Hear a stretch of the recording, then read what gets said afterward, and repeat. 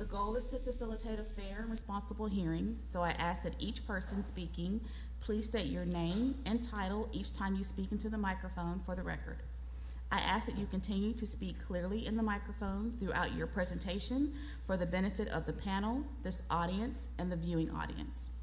This meeting is being live streamed and recorded, and a transcript of the meeting will be posted on the DESE website. So again, good morning to everyone. Good morning to the panel. Take 1 second. I do want to again congratulate two of our panel members, Dr. Bacon and Ms. Toyce Newton were recognized by APSRC at their last convention, and they are our Hall of Famers. They have been doing exemplary work in the field of charter schools, and so they were recognized. So I just want to give them another round of applause.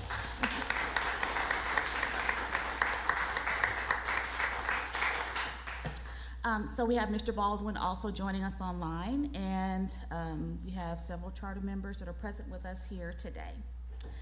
So if there's nothing else, I do want to get started on our consent agenda. It looks like that Dr. Smith is going to come up and give us a little bit more information on an item that may need to be added for discussion.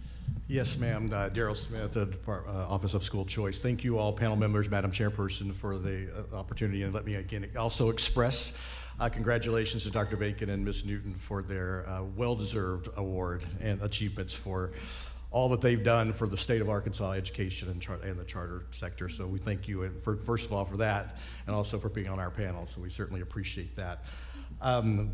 What I would like to do at this time, before we kind of get into the actual consent agenda, is request that we add one more item to the consent agenda. Late last night, or late afternoon, we were informed by our office of the AppScan office that what we needed to do. Rivercrest High School is a conversion school district. The academy is at Rivercrest as a junior high and a high school. They want to consolidate their grade levels, and so they just want to put, instead of having a 7-8 LEA and a 9-12 LEA, they just want to make a 7-12 LEA. So all they're doing is just consolidating their grade levels under one building now. So basically it's a record keeping issue. Instead of keeping two sets of books, they'd like to keep one set of book. You have the actual amendment request in a paper copy that was presented before you. You'll notice again that it is simply a consolidation. There's not really a building change. I mean, technically, I guess there is, because those students will be moving into that high school building.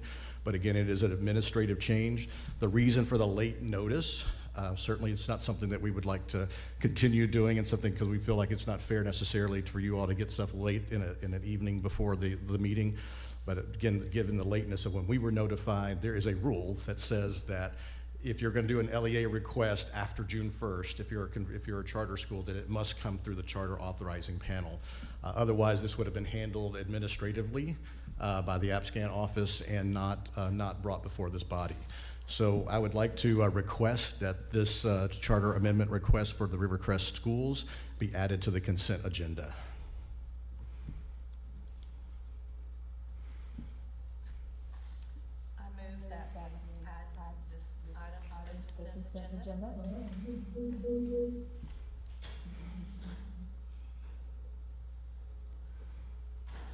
Okay.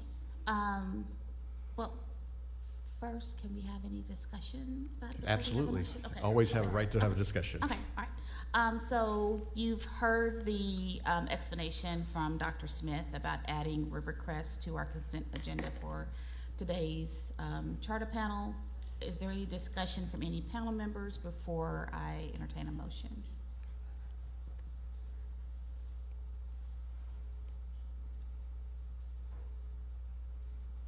Okay, all right, seeing none. Okay, so I will now entertain a motion to add Rivercrest to our consent agenda. I move to add Rivercrest amendment request to our consent agenda. Okay. Second. Okay. So there's a motion by Dr. Moore, a second by Ms. Stewart. All those in favor say aye. Aye.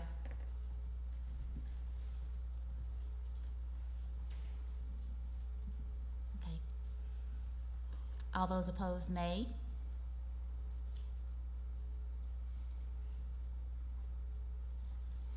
I don't know. Okay. So I just got a message that I don't think anyone on Zoom can hear. What, I'm sorry? I just got a message in the chat that I don't think anyone on the Zoom can hear. Oh, all righty. Well, that could be a potential problem. Okay.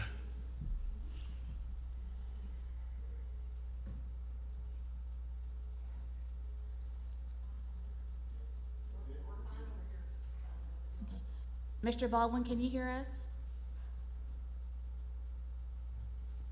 He's not acting like he can.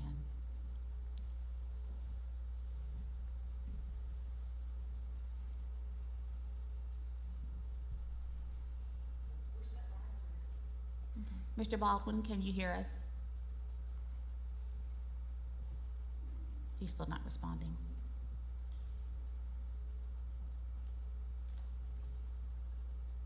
Mr. Baldwin, can you hear me?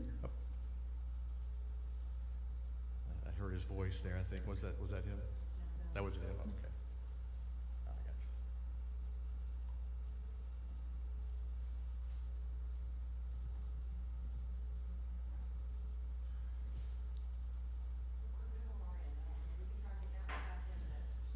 And I will say that it was a second there that I was kicked out of the meeting and I had to get back in. That's why I came back in with the feedback.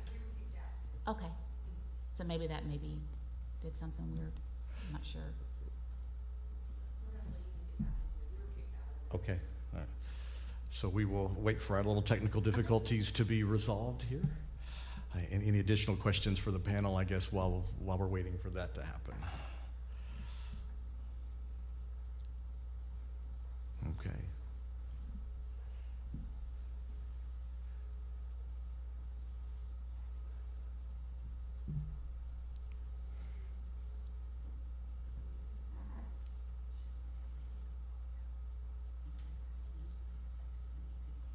You can't hear? No. Okay. Maybe if he tries that.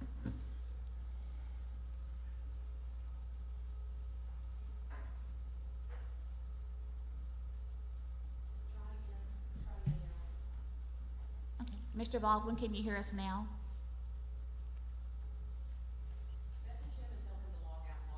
She is. Yeah.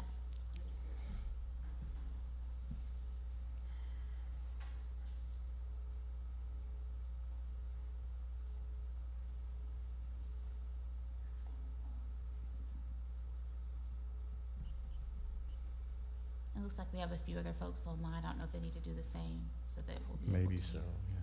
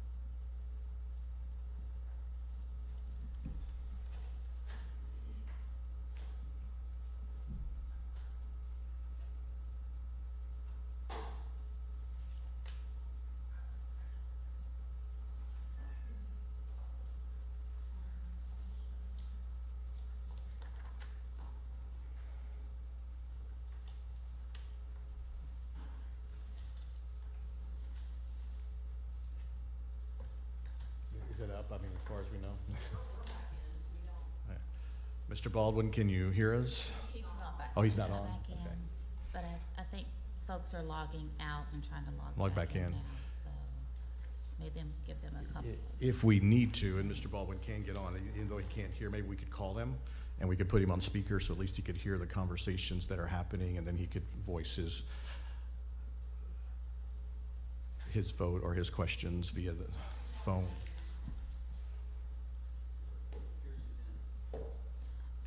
Mr. Baldwin, can you hear us now?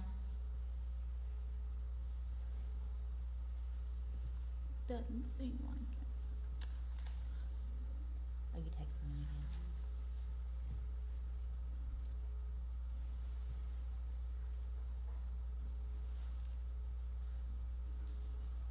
What's that? You call him? Well, we'll have to have him up here, so. Are we sure the audio source is selected correctly? What's that? Are we sure the correct audio source is selected just because you're in the meeting doesn't mean? We're okay over here. We double, triple checked it. We're good. So, Zoom technology, right? so Seth, you're in the meeting. Can you hear outside? Like if you step out, can you hear? So, I can, hear, and if I unmute myself, you can hear myself through the system. I don't know why it's not, Okay. being heard. I don't know. Well, certainly, you know, Well, let's not.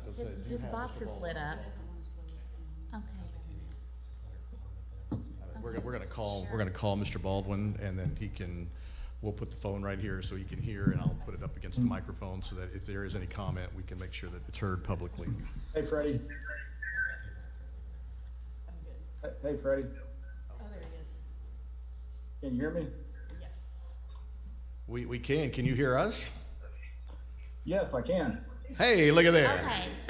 All right. Freddie just needed to make a phone call in order to make the Zoom work. Okay. It's like, Okay. So, I guess my next question is, were you able to hear at all until now? Mr. Baldwin? I'm sorry, I can't hear. I think Here you Freddie's are. phone needs to be. I tell you what, why don't, let me, since you guys have a quorum, let me just sign off and you guys can conduct business and I won't be holding you up. And, I'll just see you all next time we meet. that Can certainly y'all is hear that? your decision. If you'd like, we can Yeah, put your phone. I think I can't hear very good at all. And, I think I'm just slowing the panel down. So I'll get out of your way and let you guys proceed. Well, I think we had a fix for it where if we could have you to call in and then you could still participate. You just wouldn't have it through your Zoom if you wanted to do that. If you'd like to participate, I think we can use the phone as a way to. He's gone. Okay, well, there you go. Okay, all right. Takes care of that problem. Okay.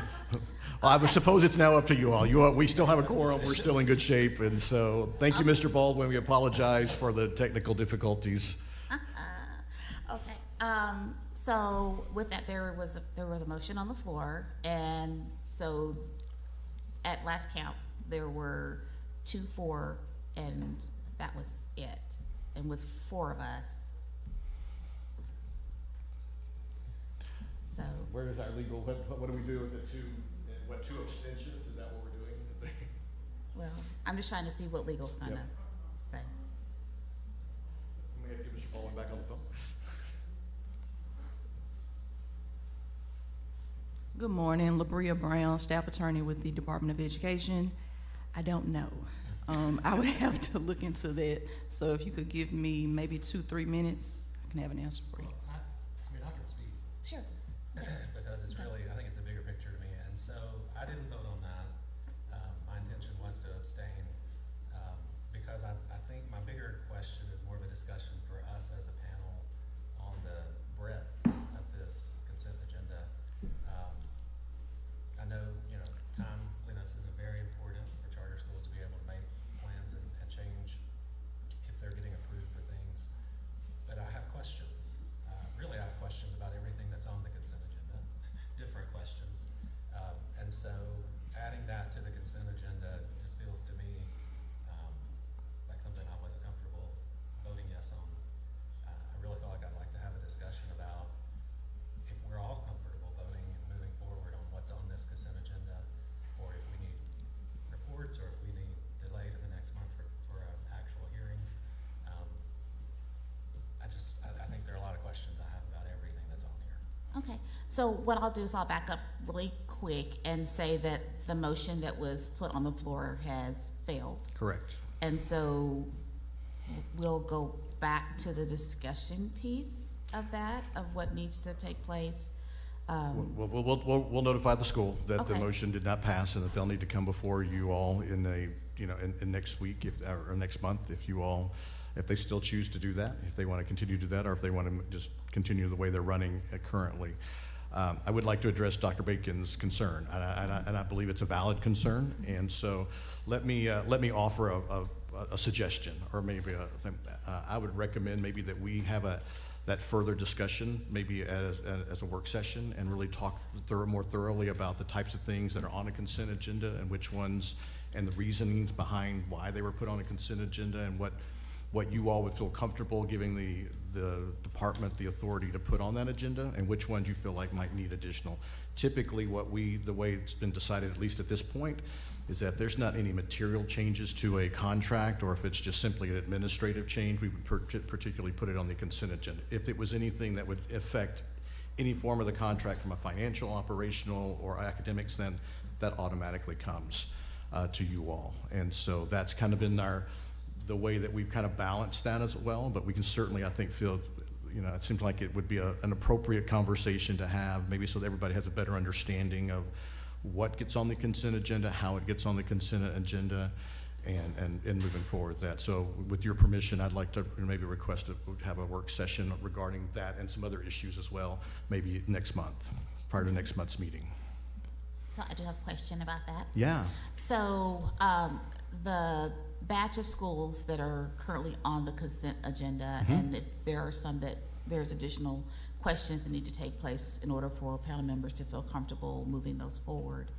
Timeline wise for the schools, I know our next meeting, July, is the third Thursday, yes, So if we do a work session between this meeting and that meeting, and then we come to that meeting and we're prepared, would that still allow schools to be able to move forward as they need to? I believe so. Okay. I mean, again, if there's some idea of some schools on here that you feel like, hey, you know what, we're just not really super comfortable maybe with what they've proposed, or we just want further explanation of the reason for those explanations. More than anything, I'm not. What they're asking for is fairly cut and dry. It's the bigger picture to me of what does that mean structurally for the organization, operationally, Sure. moving forward, fitting with your vision. It just feels like there are a lot of questions. We were just talking about how I like to ask questions, but there are And just, you I want to. across the board, for each one of these, I have questions.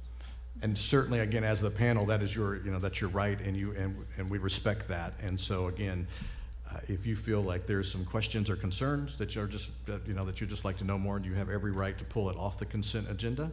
And then whatever's left on there, we'll vote on, and whatever's not, then we'll proceed into next month. I feel like I'm in a difficult position because you need a third vote to move it forward. If you were to vote on this consent agenda, you have 2 votes, you're not allowed to vote.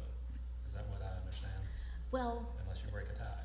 yeah. So if I'm, And so I'm sitting here as if we've read the rules now, so I either vote on something I'm a little uncomfortable with and ask after the fact for some information, for some Q&A opportunities at a future meeting, or I vote no or abstain from it, and then none of this gets to move forward on the consent agenda. So, man. Is that You where may. we are? So this is where I see that we are. I feel as if that it would help us to process through a work session on what is being brought forward from the schools as a part of their amendment request for the upcoming year. That will help guide our processes going forward, so then things can move more smoothly Sure. for the future. So that's why I asked the initial question, if it's not going to delay the schools to be able to move their work forward, if we push it to the July meeting, I think it would benefit the panel just to have the process to understand what is being brought forward, what pieces are, what should we be comfortable with, what should we not be comfortable with, so that going forward in the future, these things can move a lot smoother. Totally So understand. that's where I see that we Totally are. understand, and totally respect it, and that's fine. Like I said, you all have. Because it sounds like that when we're talking amongst ourselves, that there were questions about quite a few different things, but we didn't want to delay the process and hinder Sure. the school from moving their work forward. And then I know that Dr. Baldwin may have had some questions about some pieces, and because of technology, he's not able to be a part of the conversation. So I just would feel comfortable if we could do that and just kind of find a common date where we could, it doesn't have to be in person, it could be we could Zoom or whatnot, but as long as we get it taken care of before the next meeting, it seems like we can still get work moved forward. Absolutely. So are we, I guess at this point, you'd have to decide, are we doing the whole consent agenda, or is it just certain parts of the consent agenda that we are removing? Okay. Well, from what I'm hearing, it sounds like that the major piece, which is the schools, is what is needing to be further discussed. But approving the minutes and those other pieces that we normally would do on consent, Sure. I think, are not in question, it doesn't sound like. Or I is do it? want to ask one question. Okay. So many of these, we're only asking to defer their start date. So do we need to have more information and deep discussion about deferring their start date as well? Sorry, go ahead. Oh, I mean, my questions about those would be, what have you done to this point? And what is your plan moving forward? I mean, it's just questions. I'm not saying that I have any reason to believe that these shouldn't be ultimately approved. It's just questions I'd like to know. I mean, you've had, 8 months since you were approved, 6, 7, 8 months to look for a facility, and this many people are telling us they can't find a facility in Central Arkansas or Northwest Arkansas. I'd really like to know what you've done and what your plan is moving forward to find. I mean, so when I say that, I have questions about everything on here. Okay, and again, I hate to keep doing all the talking, but I feel like that the process of going through each one and saying, okay, what is this? What are they asking for? Being able to get those questions answered, I think potentially would be helpful in advance of the working session. That questions that we do have, if we could share that with Dr. Smith and his team, so then when we come to the working session, they could at least have responses that we could talk through. And then once we complete that process, as we go through the remainder of the year, if those things come up again, then we know how we would handle them, and things we would feel comfortable with being on consent and things we would not at that point. I just think it almost would be a helpful training opportunity for our panel Fair members. enough. But I will defer to my fellow members to decide what you would like to best do there. I think that it needs to be, the work session piece of it. I think if there is even one person that's uncomfortable, we need to have those discussions and have that information at hand. Because it may be, I have questions about a few of these. Sure. Others may have questions about all of them. And I feel like that probably is the best course of action, just in my opinion. So to that end, we would just, on the consent agenda, keep our minutes from last week. Is that correct? I believe, I will not defer to legal on this, but I believe what you'll need to do is obviously you'll vote on, to vote to say we would make a motion to pull all the consent agenda items off except for the minutes. And then that would be your vote. But I will defer to our legal counsel for expertise. You can get your steps in today. Yes. Labria Brown, staff attorney for the Department of Education. I agree with Dr. Smith. You all will need to present a motion and vote on that. Okay. Okay. So it sounds like that from guidance from Dr. Smith and from legal counsel, we would need to have a motion to pull the consent agenda items off that are related to the school amendments. So and then only vote on the minutes. Correct. Once you have had a chance to review the minutes, and if there's not any corrections or anything that needs to be noted in there, then we can move forward. So am I correct? Yes, ma'am, I Okay. believe that. I do want to bring up one point. Okay. I was not here for the May meeting, Okay. so approving the minutes, can I approve minutes that I've read over even though I was not in attendance at the May meeting? This just gets more and more fun, doesn't it? Labria Brown, staff attorney for Department of Education. Honestly, I do not know the answer to that. I would have to research that. Okay. So, I can get on it like right now, though. While she does that, can we just sort of talk, because I feel like there are 4 people and you need 3 people, and you can't vote without a tie, so, I'm just sort of am I the only person that has questions? No, And is there a, I had questions about some. on the consent agenda.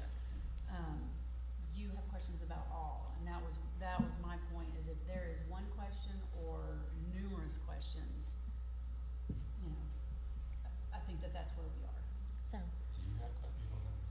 I really didn't have questions. They seem benign in nature, didn't change, but I totally respect that you have questions about yeah, that. and again, we want everyone to feel comfortable with the process, so. And, I mean, 7-member panel, and we're missing other people. I hate to do You that can certainly because- pull everything because- off the consent agenda, because and we can vote on the May minutes at our next meeting as well. I mean, I don't think there's anything that would keep us from doing that. I just can't, honestly speak to whether that's what happened Sure. in the meeting since I was not here. Okay. Okay, so with that, It sounds like it sounds as that this is if, going to be the longest, shortest consent agenda and charter authorizing panel in the history. okay, so it sounds like, oh, do you have anything for us? Not yet, okay. So can we come back to the consent Sure, agenda? Okay, absolutely. so let's do that. So let's wait to see if Ms. Brown, oh, sorry, okay. Ms. Brown, legal.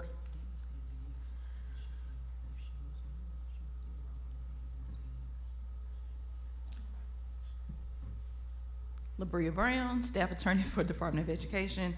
I've spoken or I've texted with Daniel Schultz, he's chief legal counsel here, and I presented the question to him: if a CAP member was not present at the previous meeting, can they vote on the previous month's minutes? And he said the minutes, yes, you could. Okay, Thank you. all right. So it sounds like that the minutes can stay on the consent agenda. We do have enough panel members to be able to vote on the minutes. And so we've had a thorough explanation of where we are and what our plans and intent will be. So at this point, I will entertain a motion on the consent agenda.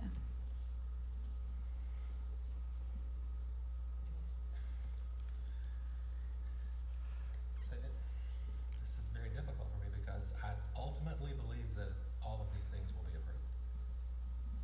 I just have questions, and so if I'm, to delay the process, I'm struggling with, Okay. and obviously I'm the one delaying the process. Well, no, that's fine. Okay, so I go back to, there are other panel members that have expressed that they have questions, so it's not just you.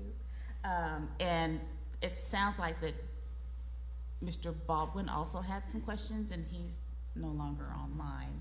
So don't allow that to be the reason why you feel like you need to push it forward. It sounds like that we would still be able to do the work, meet in July, make sure that the schools still can move forward as they need to. And that's the question, I guess, for you and your office.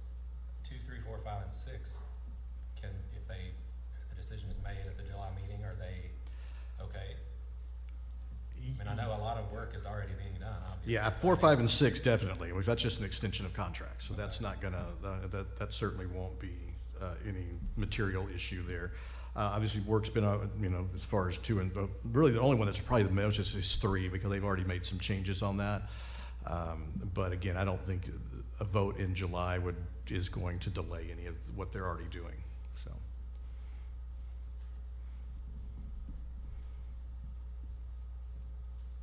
So again, is there a motion to, So on the consent move agenda? I move that we pull items 2, 3, 4, 5, and 6 from the consent agenda. I second that. okay? There is a motion by Dr. Bacon, a second by Ms. Stewart. All those in favor say aye. Aye. Any opposed? Okay, so now we're going to vote on the consent agenda as amended, which will only include the minutes for the April 17th meeting. So I will now entertain a motion on that. I move that we accept the minutes from May 15th regular meeting. I second. Okay, so I have a motion by Ms. Stewart, a second by Dr. Moore. All those in favor say aye. Aye. Aye. Any opposed? No, okay, motion motion carries. Okay, so that one passed.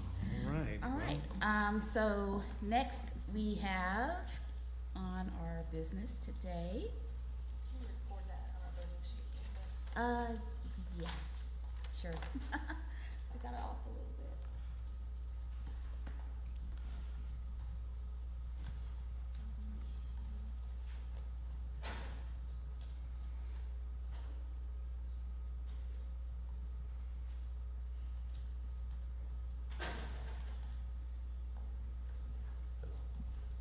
This motion is different, right? What we voted on is not that. The consent, right, all of this at the top is now not part of what we voted for. Well, maybe in your response, then you'll put as amended. I did, I put as amended, removing items 2 through 6. Okay.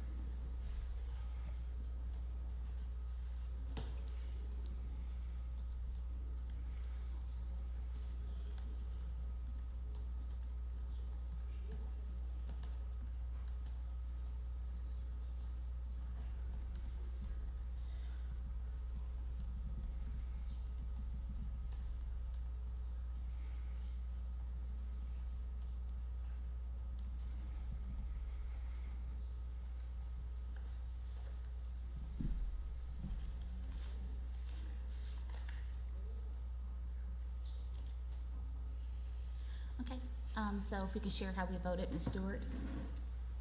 Yes, I vote for the consent agenda as amended, removing items 2 through 6, minutes from May 15th meeting only. Okay. Dr. Bacon? Voted to approve items as amended to provide time for further discussion of items 2 through 6. Okay. Dr. Moore? I approve the consent agenda as amended, removing items 2 through 6. Okay, very good. Okay, so now we are on to our, Action agenda. yes.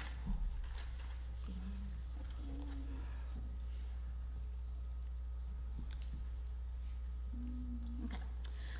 So, Ms. Brown, would you please come forward so you can provide an overview of the procedures for today's action agenda?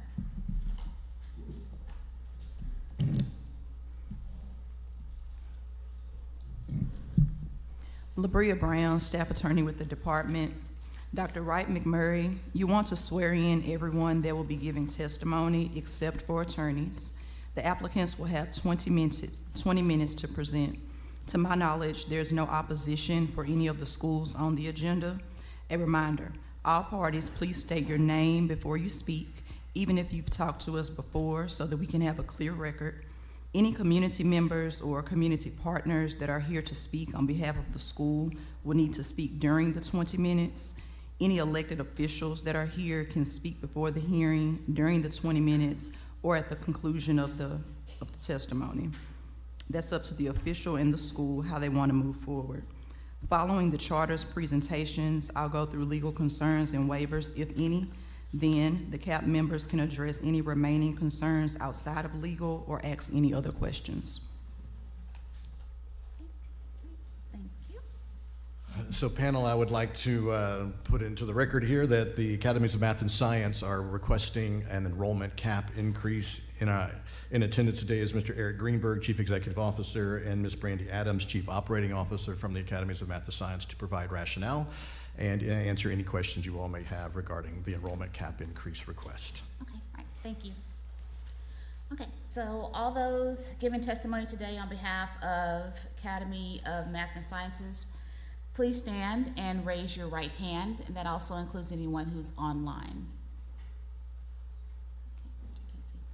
Okay, do you swear that the testimony or statement you're about to give is the truth, the whole truth, and nothing but the truth?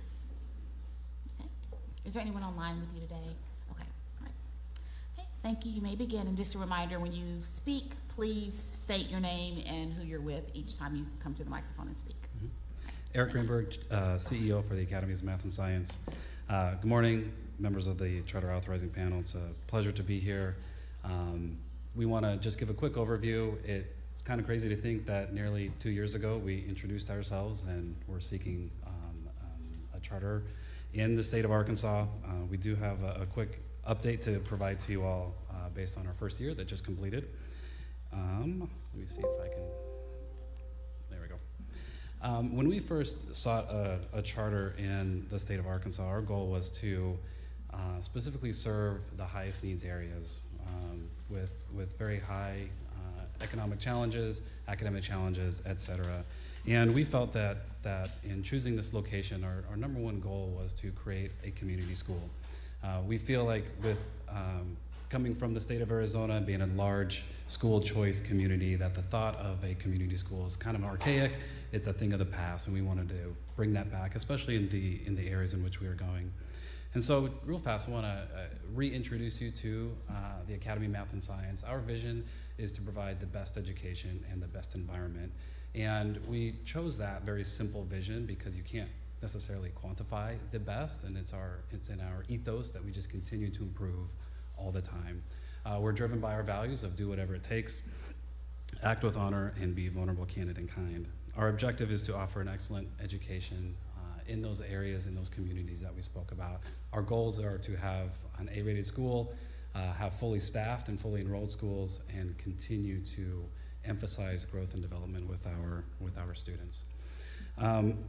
So in 2023, and looking for a location to bring our first AMS school to the state of Arkansas, we purchased the building, the David O'Dodd Elementary Building on Stagecoach, built in the 50s. You can see from those few top pictures, it was in rough shape when we purchased it. And when we saw it for the first time, we absolutely fell in love with it. Our goal was to, as I mentioned, can we build a community school that really rallies the entire community, not just those who are going to attend the school, but really rally the entire community and create a school that could be kind of a gem for that location. So we completed our construction. You can see some of the pictures. We renovated the entire building. We added a gym with additional classrooms on the back. We put in fields, basketball courts on the other side of the building as well, and we opened our doors this last fall. We were very excited that when we did we had an open house event a week before school started. We had over 1,000 community members join, and I think the most humbling experience for us is many who joined were former students of that school, or their kids attended that school. And we were humbled to hear the appreciation for what we did to refresh and bring that school back to life, as it had been closed for a few years at that point. As I mentioned before, our goal was to really create a community school. And here, now 600 some odd days after we first brought our program to your attention, we're really excited that after a first year, we feel like we accelerated in our ability to create a community school. We carried enrollment of around 500 for the entire year, all full K-8 students. And really the goal here was to build and create that foundation. We wanted to create more additional family engagement. We wanted families and parents to be more involved in their students' education. My colleague Brandy will talk about some of those things that we did. But we knew coming into this environment and really seeking out those students with the most needs, that if we can gather the entire community and really get parents engaged with their students, then we would have a shot at really providing those educational outcomes. And so we were able to do that. We were able to participate in many activities, many items. We experienced very high teacher retention, very high student retention, which we'll talk about in a second. But mostly what we're experiencing now, which is why we're here to seek an enrollment cap, is significant attention by others through referrals of our families, referrals of our staff and students to attend and be part of the journey that we are taking kids on. Just a quick glance at our first year. Our total enrollment was 497. We hovered above 500 for a little bit, fell below for a little bit.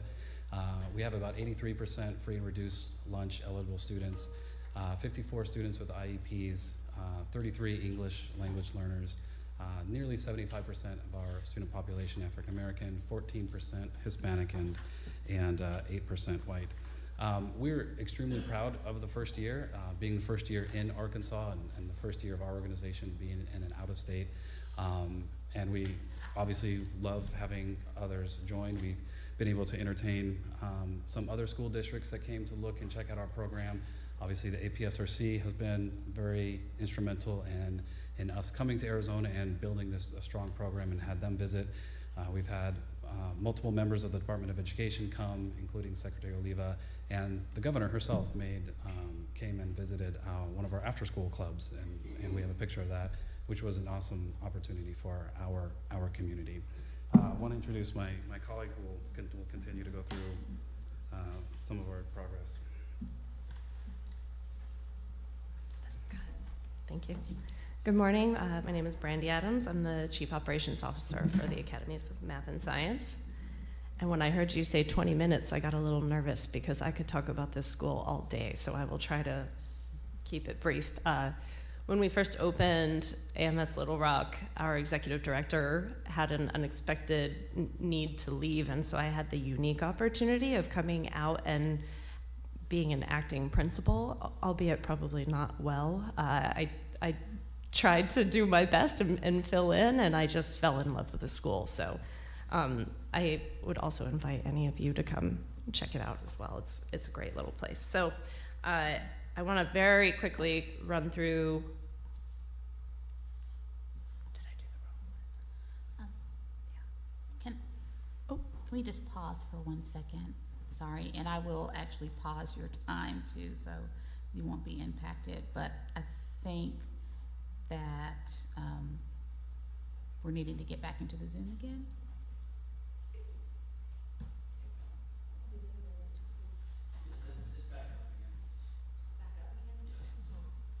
It's limited.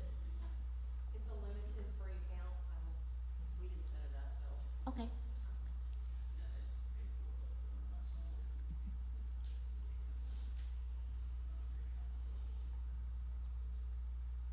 Y'all want to get back into it? Is there anybody that needs to be in it? Well, there were people that were online that were watching, and so I don't know if we need to make sure that they're able to participate. So are we back in now?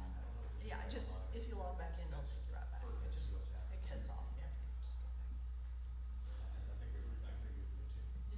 Daryl says go ahead and continue. Okay. Okay. All right. Sorry, go ahead. That's okay, I'm Okay. fine. So AMS Little Rock's curriculum is primarily the Amplified program. We use that across all disciplines, and also use the Wilson Reading System to do some targeted intervention at the schools. But as we all know, that the real key to educating students is the staff. As long as you have a research-based curriculum, you're doing the right thing. It's the people that make it come alive, and our staff there is just the coolest bunch of people I've ever met. So, and we're really proud that in year one at a brand new school, we were able to achieve a 94% teacher retention, which is something that we're really proud of. And that's even carried through into next school year. So it's very helpful. To kind of move on to this next thing, having these teachers return is going to help us tackle the challenge that we have in front of us. So this slide shows our initial fall screener data for K through 3. I'd like to just highlight a couple of items. So the green indicates the students who are performing as expected, and the yellow are the students that are deemed at risk. So you can see that at the beginning of the year, we realized very quickly that we have our work cut out for us at the campus, specifically third grade.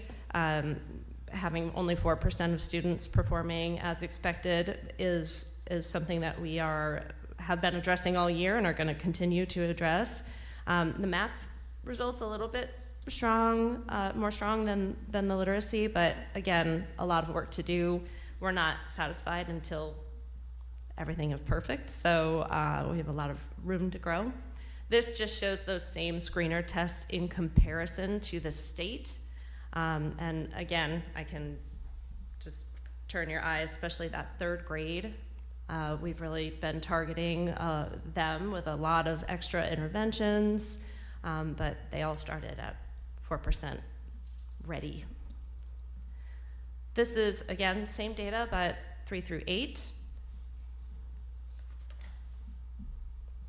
I can draw your attention. Again, that third grade needing a little extra assistance, and 7th grade came in particularly underperforming we learned quickly that we had a lot of 7th grade students reading at a 2nd grade reading level when they started. So a lot of interventions. That part is a little bit sad. I hate to be a downer like that, but this is a little bit of a positive. So these are our NWEA, which is our progress monitoring tool results that show the growth that students have achieved throughout the first half of the year. So we're really excited, particularly that kindergarten group, right? These are our first little babies that are gonna be with us through the whole thing, you know, K through 8. And so to see that we had 40% of our kindergarten students achieving growth above the 80th percentile made us really excited. Also very proud of the work that we did with the 8th grade and 7th grade in math.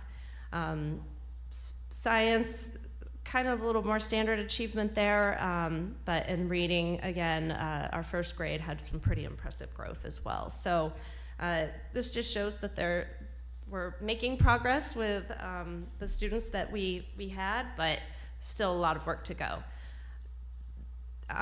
Education, obviously, we're all here to educate kids. It's what we're doing, it's our purpose for being here, but as Eric mentioned, our real goal was to make sure that the students that attended AMS really felt at home there, safe, accepted, part of a bigger community and sort of part of something bigger.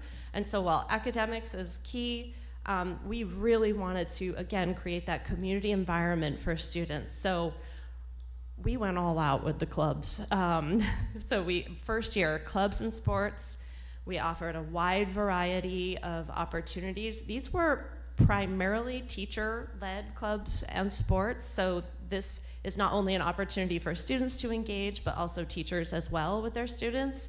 I personally got to reap the benefits of the cooking club on more than one occasion, and that was pretty good stuff in there. We've got a beautiful new gym, so our basketball team has been able to enjoy that, and really impressive, particularly the Parliament, the Student Council. They are very involved in the school, do a lot of things. They were the ones that did the ribbon cutting for us when we opened the new building. They were a cool bunch. Again, family engagement, super strong. I think one of the clubs that we're most excited about is what we call a Dads on Duty club, where we have dads of students that come in. They do all kinds of things with the kids. There's a picture of here, them, you know, with a basketball game, but I've seen them come in and have paper wad snowball fights with kids during recess, and just, you know, show a presence on campus. They're present at Driveline. They're just there to show that they're there to support their kids and care about the school. And again, some more community involvement. We've been in parades. We've had huge Christmas celebrations at the campus where community members came in and sold their wares, a little marketplace, if you will. The kids have donated things to hospitals, just a lot of fun at the school, and you just feel it when you walk in that it's a little community already after just a year, which is a really positive thing. So that said, looking forward, you can imagine that, you know, we're excited about what we've done with our 500 students this year, but we're looking beyond this school year, and we're ready to serve more kids. So I want to just chat with you about our enrollment projections on this next slide. So the first thing I just want to highlight really quickly is we did move to Enroll Arkansas for an enrollment system for this school year. So that's a phenomenal program, and it's actually already helped us improve our tracking of enrollment. And so with that, we can share that as of the time these slides were submitted, we had 418 students of the 471 eligible to return. Obviously, we expect our 8th graders to move on. So that is an 89% re-enrollment rate. And so that is filling up a lot of the spots that we have available and not leaving a lot of room for those that we have interested. So that's why we're here seeking approval for the enrollment cap increase to 750. Our trends are sort of outlined in the chart below. So again, when we submitted this, we had 418 re-enrolled. We had 322 new student applications. We tend to convert at about a 50% rate, and so with that projected out, with new applications continuing to come in month over month, we had projected that as of June, we would still have those 418 re-enrolled and would probably have an additional 200 new students for a total enrollment of 618. I checked it this morning. We were pretty close. We have 615 enrolled as of today. So, and with that trend continuing, we do expect that at the end of July, we'll be closer to 668. The building max capacity, if you will, is 750. That's why we're just asking to increase to that. We aren't expecting to get much higher for this year than 668, but we believe that interest will continue to occur. So I'm gonna pass it back off to Eric to talk about budget.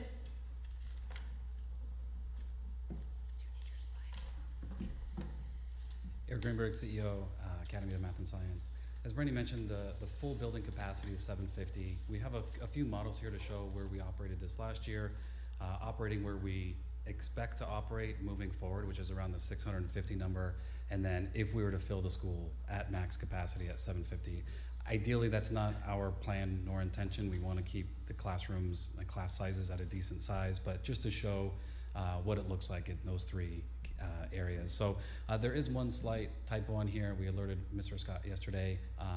The FY25 current model, the number of staff, that number is actually 43, not 50, so apologize for that. Everything else trends out true. So on the projected 651, which is what we're going toward right now and projecting out right now, 51 total staff members for a total revenue of 7.4. Salaries and benefits coming in at 3.3 with all of our additional expenditures, with the building lease being the largest outside of our human capital. We are projecting to end the year with just under 400,000 as our ending balance. You can see how we'll project that out through FY27 and FY28. If we were to fill the building to capacity, you can see those figures in the 750 max in the last three columns. Again, not our desire to do that, but it shows the increase in staff members and a little bit of an increase on costs with all those additional students. Obviously, the financials look much better with that many students. However, for our goal of academic achievement, continuing to train and develop and retain our staff members and keep class sizes at a decent level, obviously that's not our intention. We feel very comfortable after this first year with the enrollment that we had, taking on all the first year expenses that are part of a school, that we will finish the year in a favorable place financially, carry that out into the enrollment increase going into next year. And then really, like I mentioned before, that future projection that we're showing is really kind of the sweet spot for us to keep that and maintain moving forward at those numbers, at those rates. And if anything, we'll see additional increases in our salaries and benefits as we retain staff. Obviously, their salaries will increase additionally more over time. Thank you. Happy to answer any questions. Okay, so before we get to any questions for you, I'd like to invite Ms. Brown to come up and let us know if there's any legal concerns with the amendment request. Labria Brown, staff attorney for the Department of Education. Legal has no concerns. Okay, thank you. Okay, all right, so panel members, do we have any questions for the charter? I'll start with Dr. Moore. Hello, thank you for your presentation and sharing the great success that y'all had over this past year. I do have a couple of questions. You mentioned class size. What is your average current class size, and does that vary by grade, and what do you anticipate that changing to? Yeah, currently our average class size in kindergarten this year was pretty small. I think it was around 22 or 23 students per class. Upper grades a little bit higher. I think our average was around 28 across the board. We do see potential for those to increase again as space becomes more and more limited and we only have, so much room. So those could potentially go up to 30. And additionally, you listed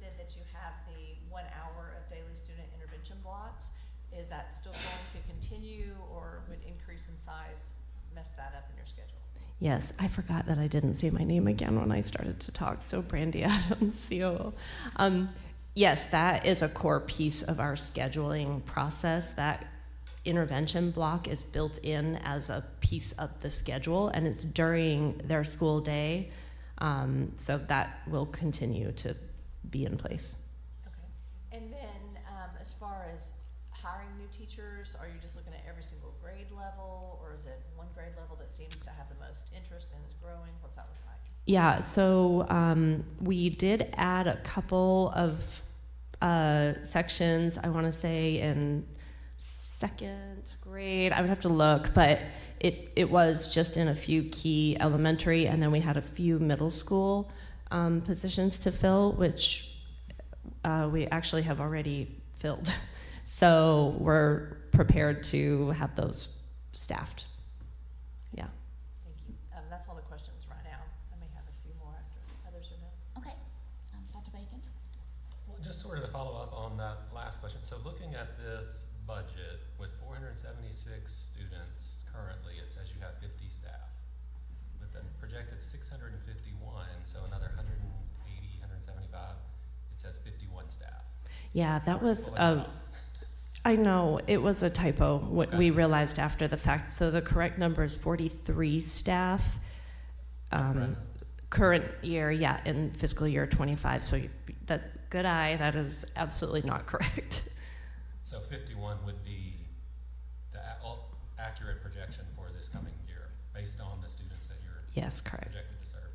Can I ask, my big question always when people are growing and expanding is sort of where are you finding the kids and where are you finding the staff? So since we were talking about staff, where are you finding your staff, and sort of what are their backgrounds, experiences, credentials? Yeah, so we are finding them from, I would say it's probably a mix. We have quite a few people coming from Little Rock School District, and then it's probably 50-50, and then 50% of staff coming from other charter organizations.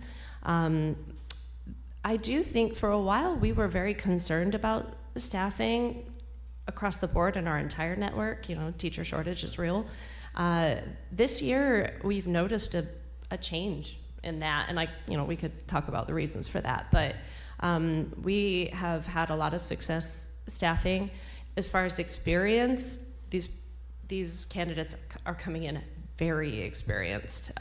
So we're actually keeping an eye on that just to remain in the budget, because our salary schedule obviously rewards that experience. So I'm just thinking off the top of my head right now, of the 3 special education teachers that we have, 2 of them are over 7 years of experience in special ed. So across the board, a really very experienced staff with a few newbies sprinkled in. So since I got to be there at the beginning of the year this year, we had 5 of the 43, only 5 brand new teachers. It was their first year teaching. The rest had experience in the role. So moving to students, we had 2 other charter schools established here, one in Jacksonville, one in Little Rock, that were on this consent agenda that were sort of downsizing because their student population is not growing. How is your student population growing like this? What would you attribute that to? So a couple of things. We have a really targeted program to encourage students to refer friends and family. We're intentional about that, and we communicate it and push it. We do believe that these community events also help bring that in. We also have a very talented marketing department, quite frankly, and do digital marketing on Google and Facebook, and that is also a key piece. I know you have a lot of thoughts about that too. Yeah. Eric Grimberg, CEO at AMS. One other piece of that is this year, we knew our first year we'd keep the enrollment a little tighter with the first year. We actually had a lot of families, they wanted to join, but they wanted their entire families with all the siblings. And so there were actually a lot on our waiting list waiting for more sections to open up. And so we weren't able to enroll as many as we wanted because they wanted all 3 kids or all 2 kids, as our K through 5 grades really filled up very quickly at the start of the year. And so some of them were just hanging out waiting, that we weren't able to enroll that first year.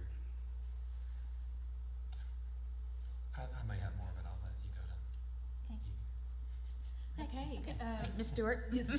My colleagues asked several of my questions already, so hats off to y'all for the success, and especially in a community that has obviously embraced you and needs that community type school environment. So I love that model.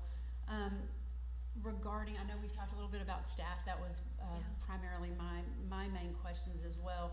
But when you're talking about, you mentioned special ed, I was also wondering around support staff, like numbers, and then as you're expected to grow with special education, how are you breaking that down from a grade level perspective? Yeah, so we are anticipating adding that third special education teacher next year. We are also adding parapros to the staffing model. We have right now a dyslexia specialist and an ELD specialist that serve both roles this year. Given this need for increase, we're separating that role out and making that a two-person job. So we definitely see the need to expand those support services as we grow. We've also used a lot of contracted special education providers for the more specialized things, the OT and all that. So we expect to see that continue to be a need.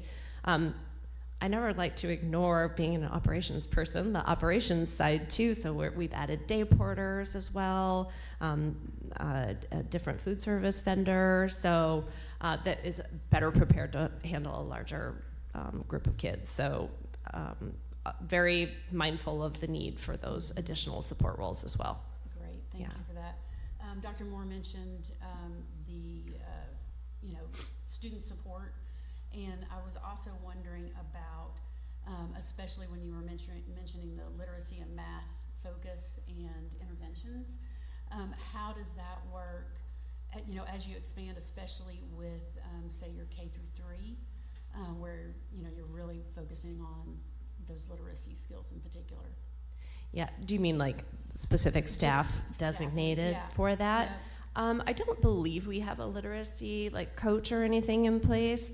We use the parapros to do a lot of intervention work with the students. We also have 2 assistant principals at the campus that help lead that work, and I know I've personally seen them jump in and do some interventions themselves. But I'm trying to think if we don't have a specific literacy role. Doesn't answer your question directly, but one thing that was a challenge in a first year is we only had a finite time to train our staff to our program at the beginning of the year. We're really looking forward to, there was training throughout the first year and all the additional training. We're very fortunate that we can leverage, we have nearly 700 teachers across our entire school network. Our principal right now is in Arizona, joining all of our other principals, getting leadership training. And so it just allows us more time to leverage all the training and development that we can do. And so one thing, I know that's more generic, but one thing we're really looking forward to is more time to train and develop the staff that we have to hopefully be a little more effective in the classroom. Okay, yeah, thank you. That's all I have. Okay. Any other questions from any other panel members? This isn't really a question, more of a comment. I know you all are new, and so we don't really have the formal academic performance data. And so if you were asking for something more, I would probably be a lot more questioning of, let's see some results. Honestly, if your facility holds 750, I don't know why you didn't ask for 750 when you first got approved. And so 600 to 750 doesn't give me heartburn at this point, but I'll be very excited to see, based on what you're describing, if you're having that kind of retention for students and staff. I'm really excited to see academic performance-wise what this looks like. We're excited to show it, and I know it wasn't a question, but I just have to, I can't stop. The thing that's really exciting about this is watching the development over several years. One thing I forgot to mention when I was going over that initial performance data is, some people could have looked at those scores of those kids and been like, oh, this is yuck. And we went, yes, we picked the right community. We did it right. So we know it's a long road, to get where we need to be, and acknowledge that, it's going to be a couple of years, but we're going to get there. We're so proud. Yeah. I have one more thing, and I don't know, it's also sort of a comment, not necessarily a question, but you mentioned professional development for faculty and staff, and you also have that you use high-quality instructional materials. So just stressing that the AIMS initiative with DESE is very much not just the curriculum, but training the teachers to use that curriculum. So just highly encourage that existing teachers and new teachers have training on the curriculum and the instructional practices aligned to that curriculum, if that's not already being done, but you mentioned professional development, so I hope that's part of it. Yeah, for sure. Okay. So before I intend a motion, just a bit of cleanup, if you could restate your names and your positions with AMS, just for the record, because we had quite a bit of conversation and we missed that, so. Sorry. Again, I'm Brandy Adams. I'm the Chief Operations Officer for AMS. Okay, Eric Greenberg, CEO, Academies of Math and Science. okay, all right, thank you. Okay, if there are no further questions, then I accept a motion on the amendment request of Academy of Math and Science. I move to accept the request to increase their cap from 600 to 750 students. Okay, Second. okay. So there's a motion by Dr. Bacon, a second by Ms. Stewart to accept the amendment request. All those in favor indicate by saying aye. Aye. Any opposed? Okay, motion passes. Please go to your voting sheets.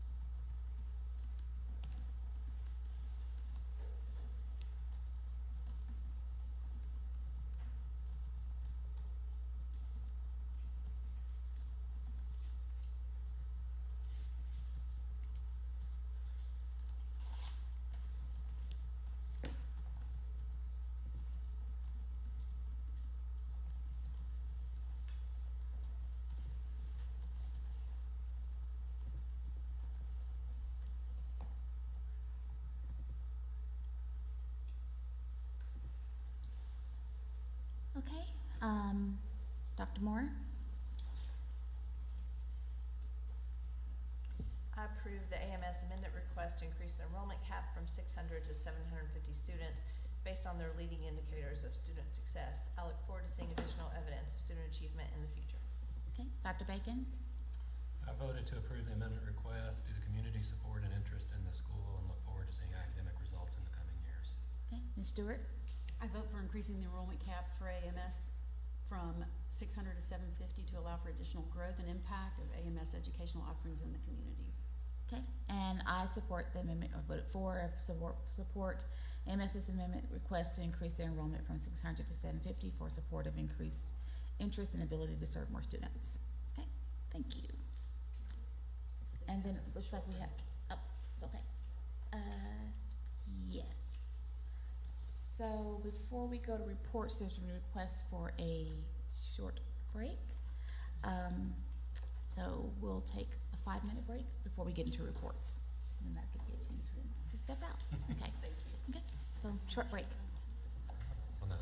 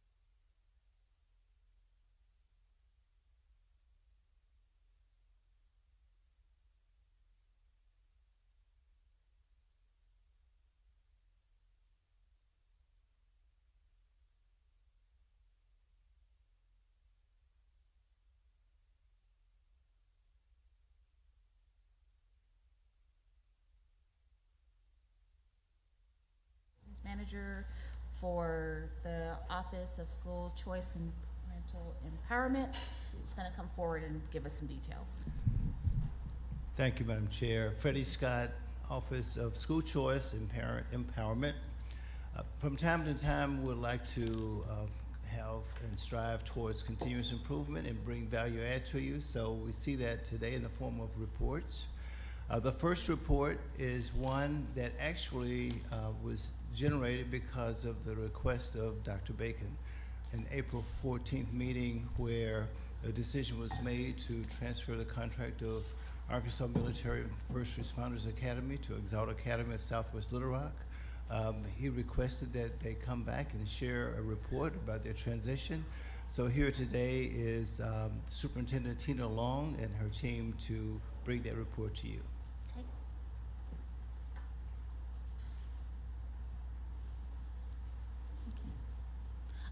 Just for my clarity, is there a swearing in that needs to be had here? No, just report. Okay, good.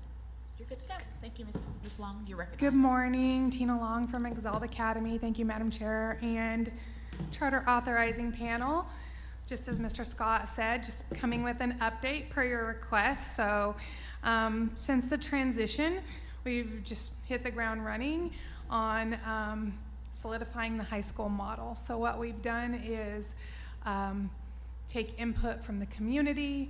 The community includes people in Southwest Little Rock, people who attended AMFRA, and people who are currently attending Exalt Academy looking for a high school, and came up with our pathways. Since our pathways have been solidified, we've worked on partnerships.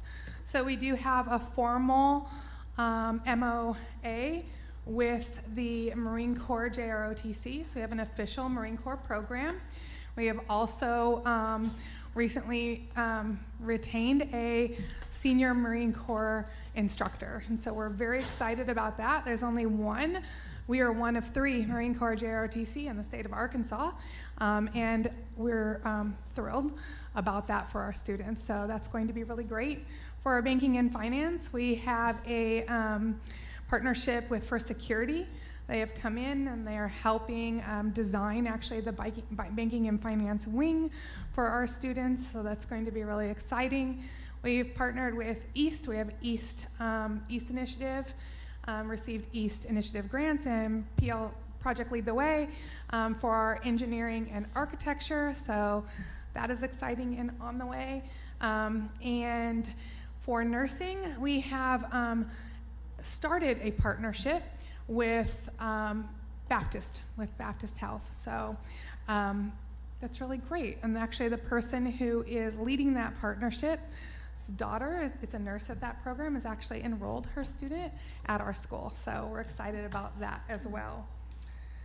I want to thank also the Department of Education. The CTE unit has been of tremendous help, actually come out to the school several times, worked with our CTE director, and just making sure that everything is wrapped up and tight, and also APSRC to helping us with the transition as well. We have received several grants from the Walton Family Foundation, as well as the CSP grant for the elementary school, which has helped with that section of it, and other grants that are outstanding in the community that we're waiting to hear about. So that'll help us financially with the first year. We've started a large enrollment campaign. I'm hoping you're seeing our ads everywhere, but we have just letting people know about what we're offering in the community, and then also a lot of just grassroots. So knocking on doors, letting people know, attending community events, some mailers, things of that nature. All of our marketing is done in English and Spanish, so if you're ever watching Spanish TV, we'll be on it. But yeah, that's what we're doing as far as enrollment is concerned. Currently, about 82 of the former AMFRA students actually enrolled at the Exalt Academy High School, so that's where we stand at that. We did also gain approval for AAA, so we will be able to offer sports at the high school for the first time, so we're excited about that happening. Let's see, I'm gonna make sure I hit all of the notes. So yeah, that's most, oh, staffing, that was the other thing. So we've done a significant amount of staffing. Some of the former AMFRA teachers did stay, some did not. And so we've done a hiring campaign. It's going really well. I think we still have 3 spots open. Us and every other high school has a math position open. So if you know any great math teachers, send them our way. Everything else is looking pretty solid and ready to go. So I brought my team with me in case you had any questions. So this is the high school team, and we're here to serve. Very good. Thanks. Thank you for that report. Panel members, are there any questions for Exalt Charter? I'd just be curious, so you sound like you have a really good number of the former AMFRA students that are sticking around, like your 8th graders that would be transitioning to high school that normally would have had to leave. What percentage of those students do you all think you're gonna hold on to? About 65% Okay. Okay. currently. So that was my question. What's your anticipated enrollment this coming year? If you said it, I'm sorry if I missed it. I didn't say it intentionally. I know we'll have 200. Our goal is 300. Any questions or comments? Well, I would just say, just as a comment, we do greatly appreciate the partnership that you have developed, not with, at least with our office, through Career Technical Education. I know we've had team members that have gone out and they're working very closely with you, so I'm confident that support is there, and I look forward to seeing how your pathways are kind of fleshed out as we move forward. So Thank you. We appreciate the support. It's been very valuable. good, good. And congratulations on everything working as well as it is, and especially on your Marine Junior ROTC. That's huge. It was huge. Having that person too to support that program is awesome. So We're excited about it. Thank you. Yep, thank you. Right. Well, thank you. Thank you. Yep. Okay. So Mr. Scott's going to come back and talk to us a bit about closures and non-renewals, also under the report section.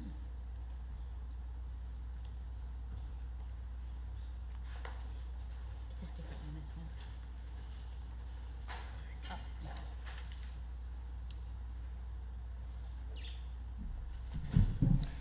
Freddie Scott, Office of School Choice and Parent Empowerment.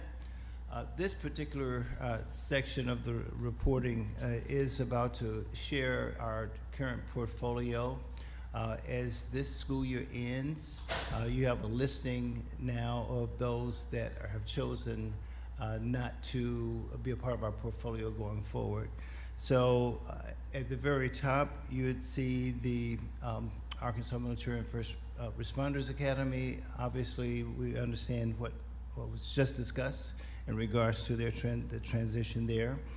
Hope Academy of Northwest Arkansas made a voluntary decision to close to pursue the private market versus public.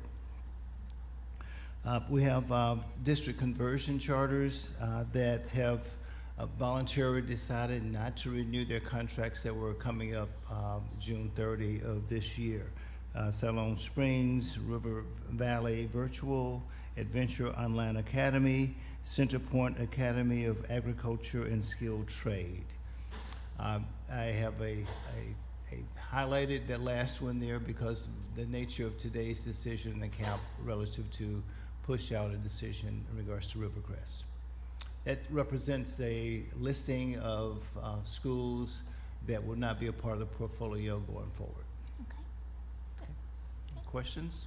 Dr. Moore? Yeah, I just have a question. So when schools do this, do they have to provide a lot of information as to the rationale for the reasoning on, like, is there a certain process they go through, or they just let you know? Like, how in depth is that when they do a non-renewal? Yes, typically they let our office know that they are interested in not renewing, and it's done so through a formal process of notification.